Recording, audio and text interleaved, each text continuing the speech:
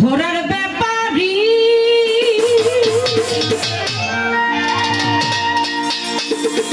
তোমায় জিজ্ঞাসা করি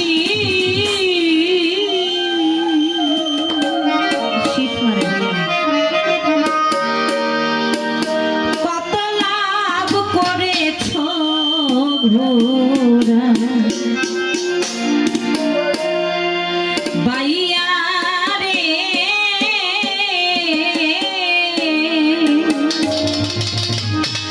কত লাভ করেছ ঘোড়া বাইয়া। আমি অনেক সময় ধরে কিন্তু আসলে আসার পর থেকেই আপনাকে ফলো করেছি।